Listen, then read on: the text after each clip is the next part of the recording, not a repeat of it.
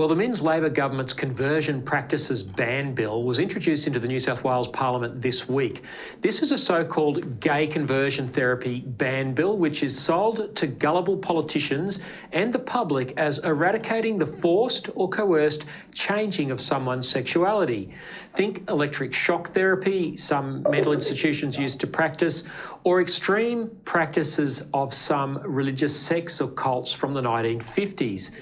If this was all bills like this were banning, they would be uncontroversial. They'd be unnecessary because there's no evidence this stuff happens anymore, but certainly uncontroversial. Sadly though, like almost everything the radical left and the acquiescent right do, much more is being smuggled in with this legislation. Just like Queensland, the ACT and Victoria, which have passed similar laws in recent years, Victoria's being the most extreme because it jails parents who discourage their child from going to the gender clinic. The Minns government bill seeks to also ban dissuading children from receiving so-called gender affirmation treatments, which can leave them sterile and without sexual function for life. I kid you not.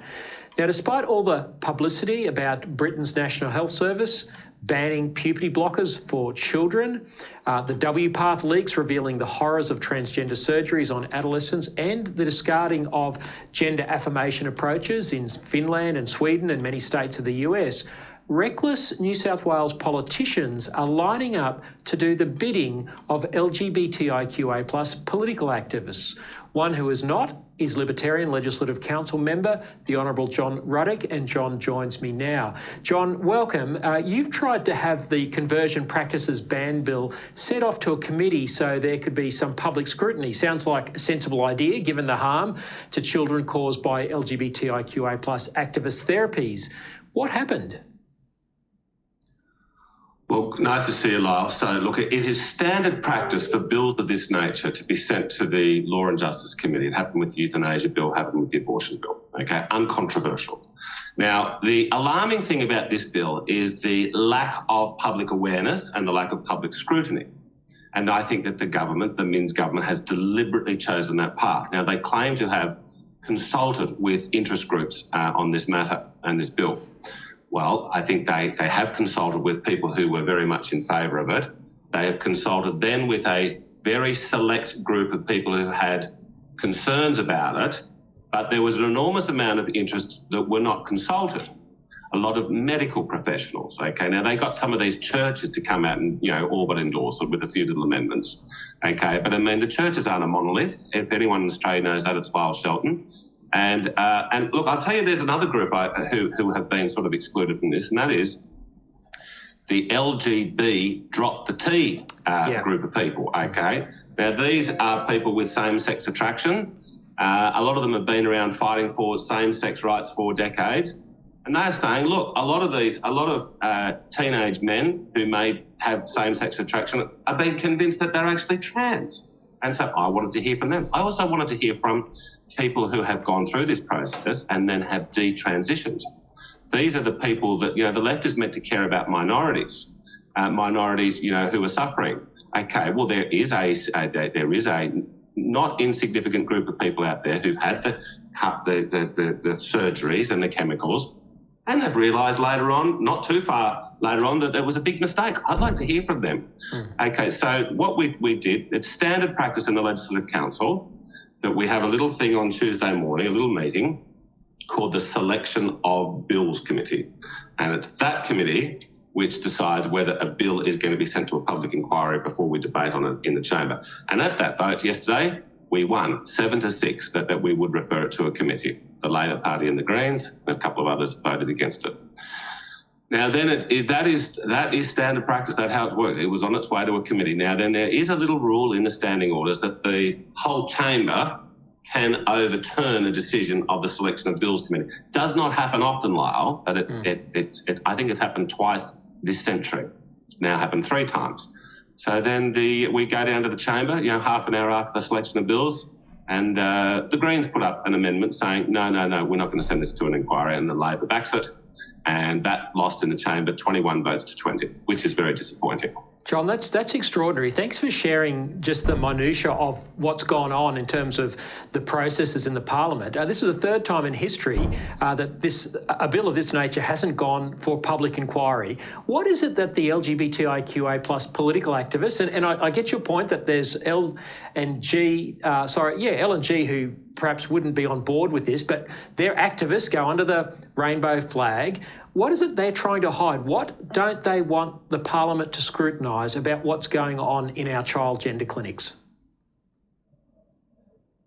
All around the world, particularly in Europe, jurisdictions are winding back this experiment that we've had over the last decade on transgender surgeries and puberty blockers, particularly for children, okay?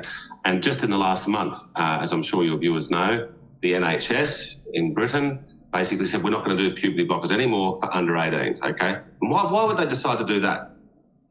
Bad experiences, that's the bottom line, overwhelmingly bad experiences, okay? Now, I'm not saying everybody had a bad experience, but too many are having a bad experience. And they're saying, look, once you get to 18, do whatever you want. The government doesn't want scrutiny, and I reckon you could walk down Martin Place right now and ask 100 people, are you aware the government is about to make it very, very difficult, basically criminalising people getting counselling about transgender issues? And I would say 1 in 10 would be aware that that's happening.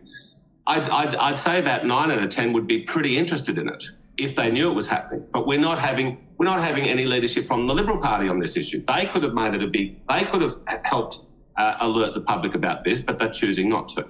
Yeah, I couldn't agree with you more. They should be fighting for this, and I think this is a mainstream concern. So yesterday, or this week I should say, during the debate in the chamber, how did your colleagues from Labor, the Greens and the Legalised Cannabis Party, how did they justify killing off this idea of simply having a public inquiry? What were the arguments they made to justify this in the Parliament? Okay, well, that's a very interesting question.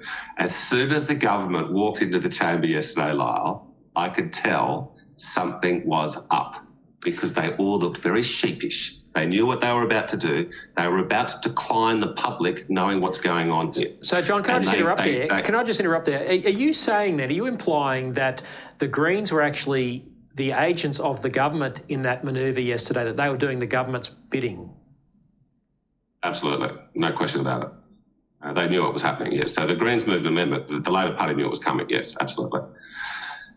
So they couldn't look me in the eye in particular. They're usually quite friendly. It's quite collegial, the upper house, except for on days like yesterday. They couldn't look me in the eye. They're being very sheepish. I thought, okay, well, I knew there was this possibility that they'd overturn it in the chamber. And sure enough, that's what they went and did. So, look, I want to sort of put on the record why myself, as a libertarian, is so hostile to this thing, to this banning conversion practices. And I'll tell you what it is. Libertarians believe in freedom of association.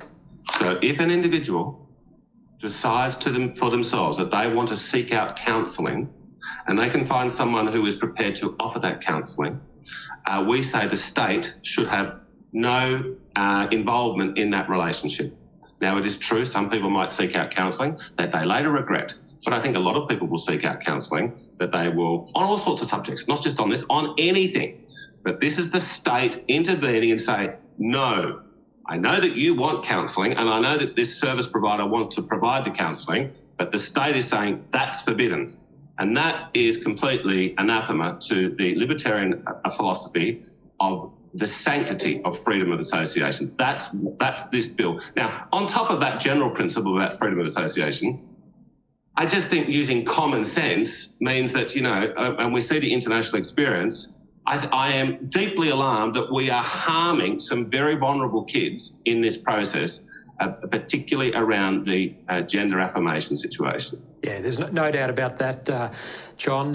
Look, this bill has been pushed by the activist homosexual MP, Alex Greenwich, the independent member for Sydney. He was one of the key leaders in the same-sex marriage campaign back in 2017. Now, my understanding is we've got this bill from the Minns government, probably as a way to try and thwart Greenwich's bill, but his bill, the so-called Equality Bill, is still on the books and I believe due for debate later in the year. has similar provisions to the one you're debating at the moment, but goes a lot further. Is that your understanding as well? Well, it started off, Alex put up this omnibus bill, which had a lot of things in it. It was going to change about 80 pieces of legislation. And he sort of like, look, it was smart tactics. He goes out there and sort of puts on the table a sort of let's call it a purist version of exactly what he wanted. Now, then the Minns government has sort of watered that down. So it's, look, I want to be clear, this is nowhere near as bad as Victoria's version of this bill, and it's not as bad as Greenwich's original version. Chris Minns is basically, you know, as far as Labor leader goes, he's a centrist. But a centrist these days is still pretty hard left for the Labor Party.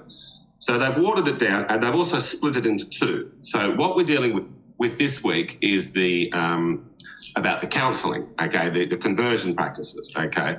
Now it's poorly written in my view. It's very vague, and it leaves a lot of, because it does give some exemptions for religious groups and for medical professionals to still offer this counselling, but it's still, you know, people are going to feel like they're going to go close to tripping up with the law. Yeah. So they're just going to be hesitant to be able to freely offer the counselling service that they feel like doing. But yes, then the other half of the bill, which has got a lot more in it, is probably going to come back, you know, July this year, I would say. And that other half of Greenwich's bill, which, as you say, is due to come back in July, that involves things like gender, self-ID. So people, so males essentially deciding they want to identify as a female, being able to change their gender, no questions asked. Is that the correct understanding? Yeah. Yes, there's a lot of gender-based stuff, and about changing your birth certificate if you feel like it. You know, if you get to the age of 23 and you think that your birth certificate's incorrect, you can change that. Yep. There's stuff about overseas surrogacy. There's stuff about prostitution. Yep. There's a lot of stuff in there. So it's a pretty awful bill, and presumably the Minns government was hoping that their bill, which is a lesser of two evils, could thwart that. But you and I know that Alex Greenwich won't give up. Just going back to the Minns bill, the one that's on the table right now, there are some whispers. This has been put out on social media by Rachel Wong of Women's Forum Australia, but she says she's hearing whispers that the Liberals and the Nationals might actually vote for the Minns government's conversion practices ban bill. Is that what you're hearing? Well, I'm hearing various things, but yes, there's definitely what Rachel Wong has said is, certainly one of the strong rumours going around that the Liberal Party had basically decided, look, we'll try and get a few amendments up, but we don't want this. We don't want to touch this political hot potato. We don't want to upset our teal voting areas. So we'll basically just wave it through in the end. So we didn't oppose it. Okay. So, but I understand there's still a lot of good people in the Liberal Party. So I think that this is still in flux and not resolved. Well, John, your efforts to try and shine a light on this are very much appreciated. I think this is about the third or fourth, maybe fifth time that attempts to have a public inquiry through the parliamentary processes at state, federal, has been thwarted. I just think keep trying. Eventually, there will be the opportunity for the public to scrutinise what's going on in these gender clinics and what's behind this ideology. So, John Ruddock from the Libertarian Party, thanks so much for your time today. Thank you, Lyle. Thank you for your interest.